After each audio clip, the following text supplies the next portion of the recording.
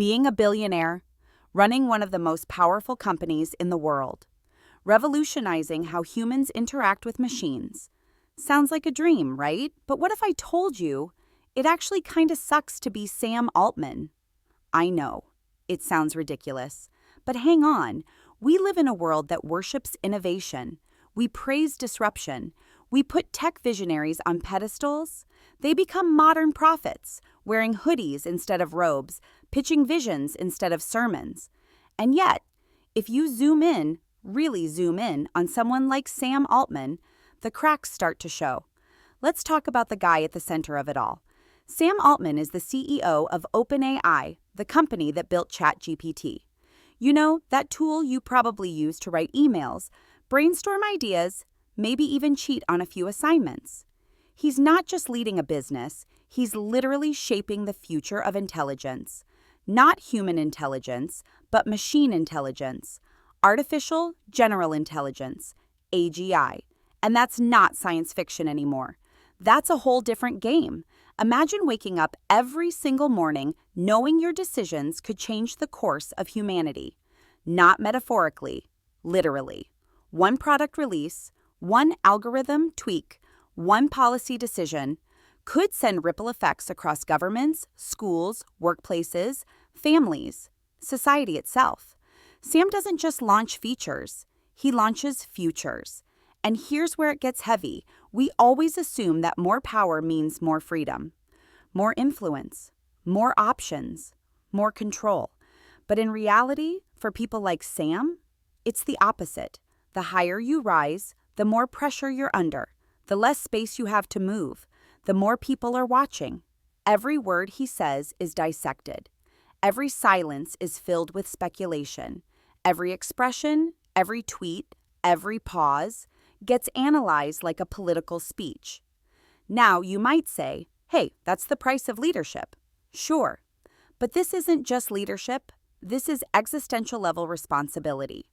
Sam has publicly said that artificial intelligence might be humanity's greatest invention, but also possibly our last. That's not marketing, that's not a hot take for clicks, that's a real, sobering fear.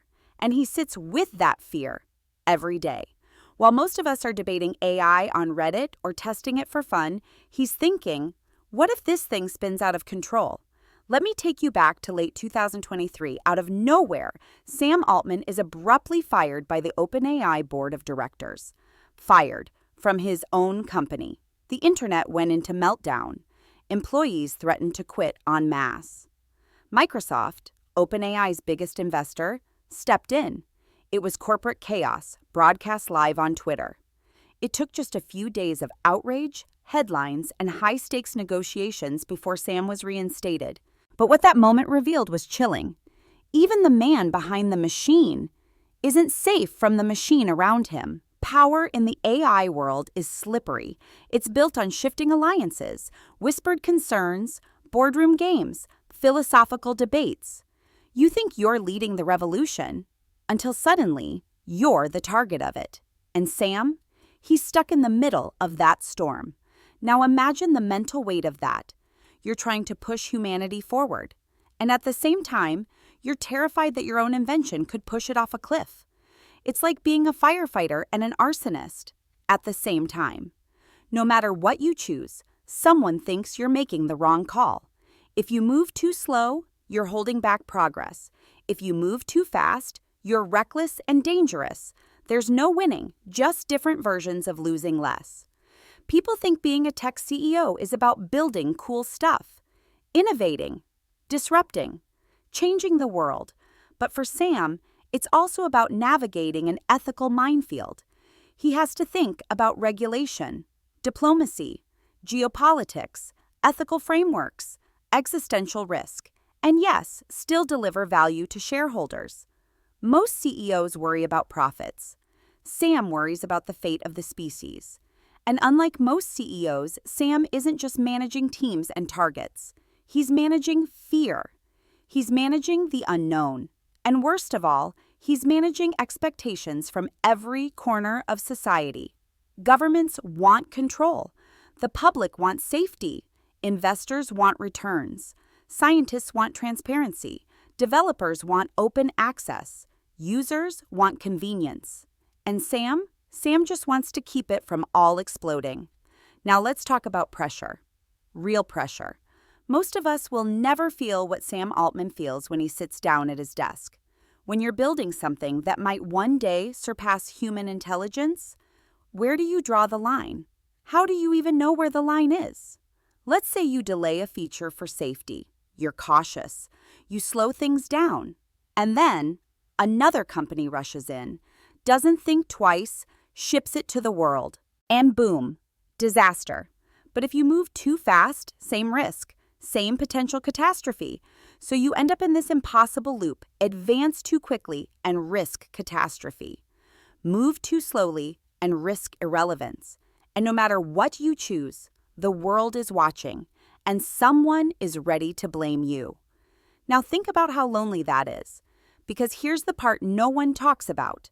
There aren't many people Sam Altman can confide in. Not really. He can't go on Twitter and vent. He can't show fear in front of his team. He can't call up a therapist and casually say, "Hey, I'm scared I might accidentally create God."